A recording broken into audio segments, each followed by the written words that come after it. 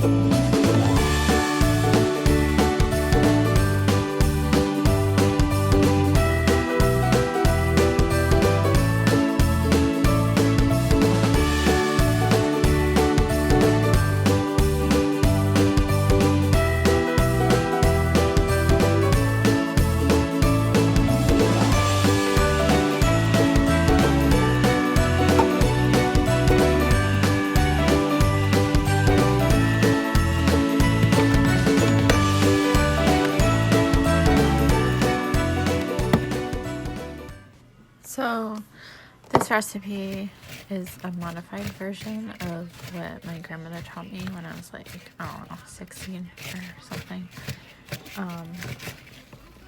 I usually use a crust that's like the kind that's already made and then you roll it out. But I decided this time to make a apple crumb pie. I actually like the sounds better. But right now I'm just mixing up the cinnamon and the sugar. I kind of just do it to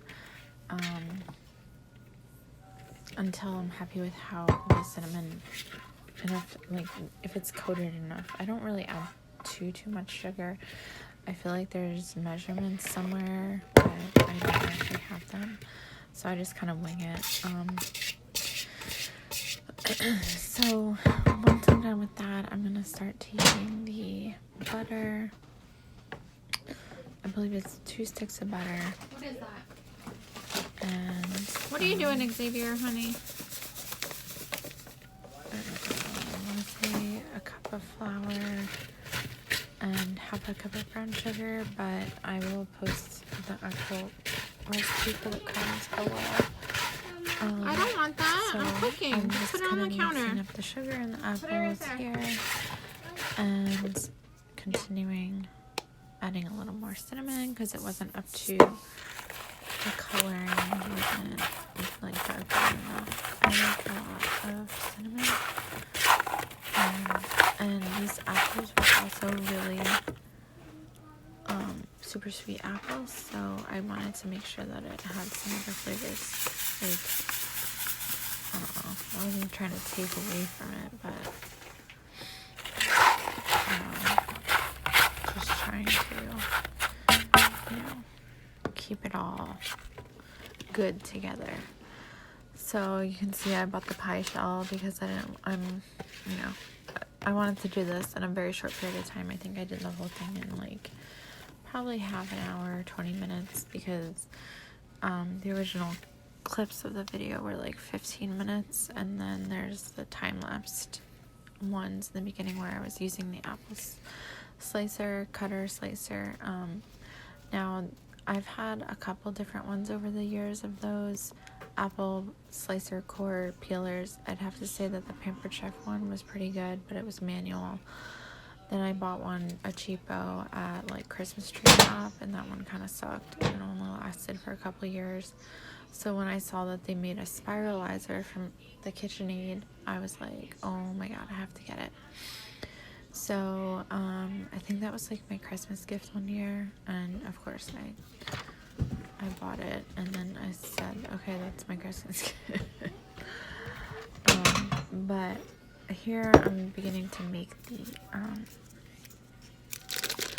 the crumb topping. Now I use one unsalted and one stick of salted butter because the last time that I made like the coffee cake, my brother said that it was too salty, so I figured I would cut a little bit of it by using one stick of unsalted butter. I'm just refilling my canisters here because that one was empty.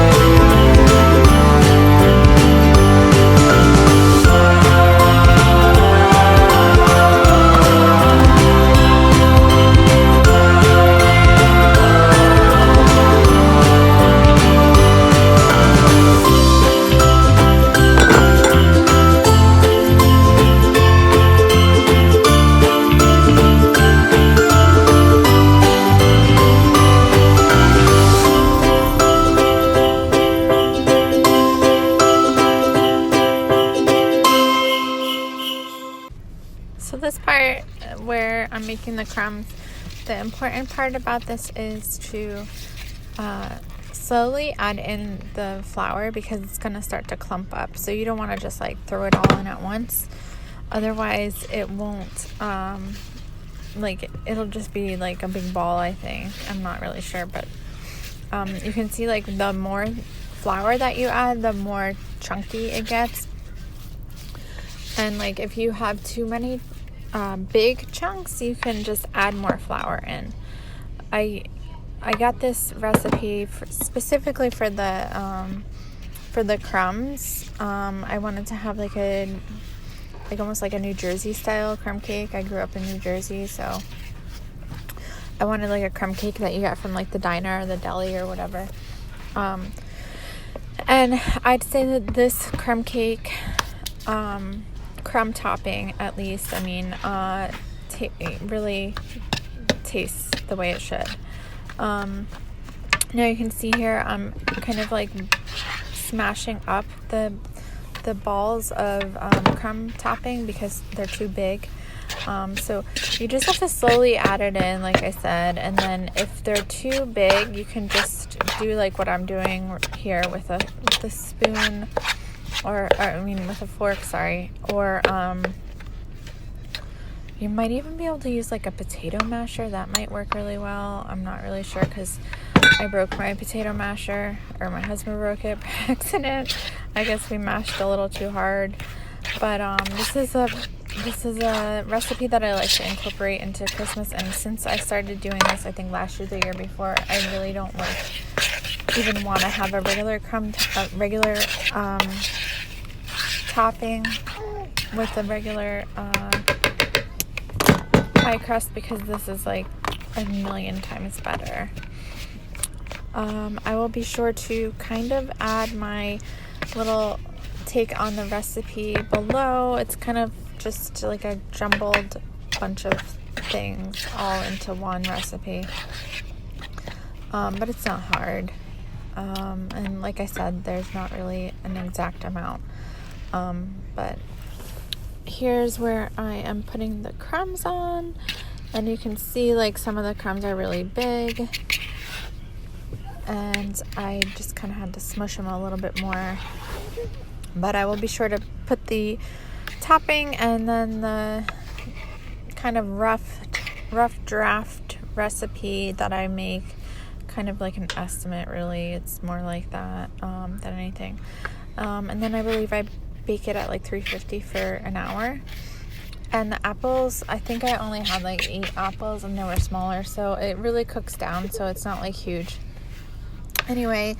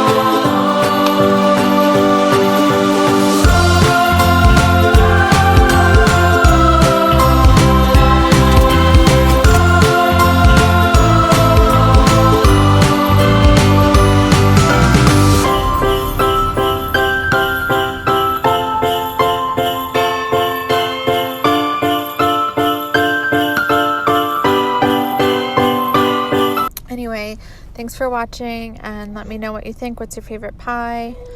And be sure to subscribe and like this video. Thanks. Bye.